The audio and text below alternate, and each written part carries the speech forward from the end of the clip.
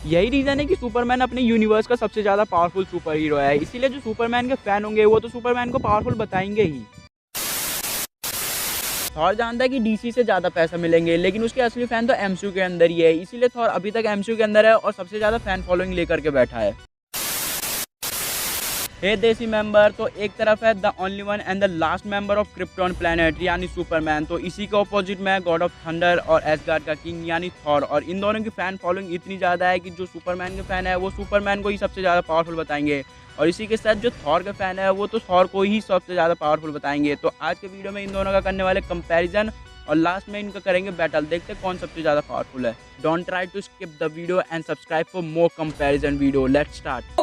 सबसे पहले बात करते हैं इनके स्ट्रेंथ की, तो हम इनके मूवी वाले वर्जन को लेंगे, ना कि कॉमिक्स वाले। और मूवी में तो सुपरमैन को एक शिप को भी इजीली खींचते हुए देख चुके हैं, जिसका वेट लगभग 130 टन से भी ज़्यादा होता है, और इसी के साथ सुपरमैन को एक स्पेस शटल को भी होल्ड करते हुए देख चुके हैं। और अब तुम थॉर को ही देख लो, स्टॉर्मब्रेकर को बनाने के लिए उसने 16 स्केल को भी होल्ड कर लिया था, और उसके अंदर इतने बड़े बड़े रिंग लगे पड़े थे जो अपनी जगह पे जाने के लिए काफ़ी ज़्यादा फोर्स लगा रहे थे। और अब तुम खुद ही इमेजिन कर लो उन रिंग का कितना ज़्यादा वेट होगा। और अब इनके फाइटिंग स्ट्रेंथ की बात करें तो सुपरमैन इतना ज़्यादा पावरफुल है कि उसके हर एक पंच से शॉर्ट वेव निकल रहा था, और तुम सोच ही सकते हो शॉर्ट वेव निकल रहा है तो कितना ज़्यादा पावरफुल पंच होंगे उसके।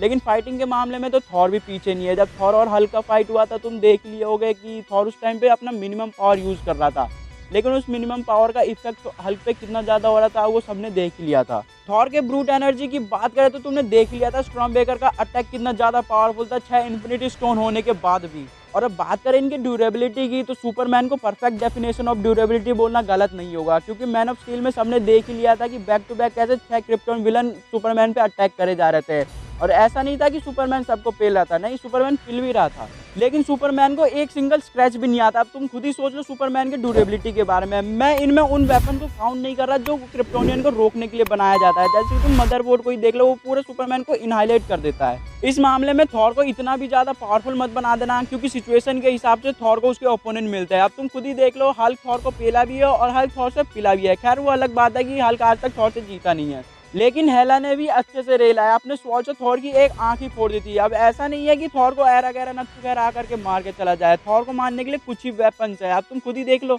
एंड गेम में जब थैनोस अपने स्पेसशिप से एवेंजर्स टावर पे अटैक करता है तो सारे एवेंजर्स को इधर गिराए तो कहीं वहां दबाए, लेकिन थॉर हॉल के उसी जगह पे खड़ा दिखता है जहाँ वो स्टार्टिंग से ही खड़ा था।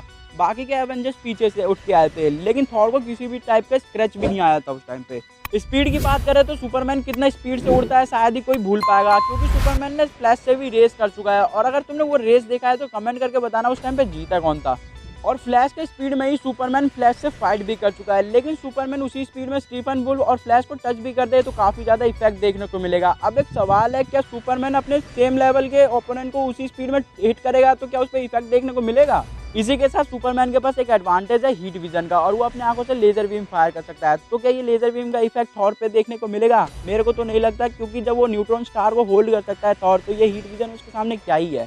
थॉर के लिए सबसे ज़्यादा इंपॉर्टेंट चीज़ है वर्दीनेस म्योनलिर के लिए, क्योंकि म्योनलिर के साथ थॉर ने कितने सारे फाइट जीते, लेकिन स्टॉर्मब्रेकर बना ही है किंग लेवल के लिए और पूरे एसगार्ड का सबसे ज़्यादा पावरफुल वेपन है, तो स्टॉर्मब्रेकर के पावर को भूल नहीं सकते। लेकिन सुपरमैन से जीतने के लिए थॉर को स्टॉर्मब्रेकर के साथ ही फाइट करने पड़ेगा, क्योंकि उस टाइम पे उसके सामने सुपरमैन होगा, ना कि थैनोस। और सुपरमैन इतना ज़्यादा फास्ट है कि कोई शक की बात नहीं होगा कि अगर थॉर ने स्टॉर्मब्रेकर को थ्रो किया और सुपरमैन उसे इजीली डॉज कर देगा। सुपरमैन थैनोस तो नहीं है, लेकिन थॉर से स्टॉर्मब्रेकर एक बार दूर गया तो सुपरमैन भी स्टॉर्मब्रेकर को यूज कर सकता है थॉर के खिलाफ, जैसे थैनोस ने कैच कर लिया था। अगर सुपरमैन और थॉर में फाइट हुआ तो कोई शक की बात नहीं है कि इंडिया पाकिस्तान के मैच से ज़्यादा इनकी हाइप हो, क्योंकि थॉर जो कि काफ़ी ज़्यादा एजिड और एक्सपीरियंस वाला वॉरियर है, और इसी के अपोजिट में तुम देख लो सुपरमैन ने इतने कम टाइम में अपना इतना नाम बना लिया, क्योंकि सुपरमैन का कैरेक्टर है ही काफी ज्यादा खतरनाक डीसी कॉमिक्स में। कोई शक का बात नहीं है, आगे आने वाली सुपरमैन की मूवीज में सुपरमैन और भी ज्यादा पावरफुल निकल के आए। खैर ये तो तभी पता चलेगा जब मैन ऑफ स्टील का पार्ट 2 आएगा, लेकिन ये सब तो था इनके बारे में पॉइंट जो कि तुम भी जान चुके हो, तो मैं तो नहीं बताने वाला इनमें से विनर कौन है, और तुम बताओगे मेरे को। जल्दी जा करके बताओ, मैं कमेंट में वेट कर रहा हूँ तुम्हारा।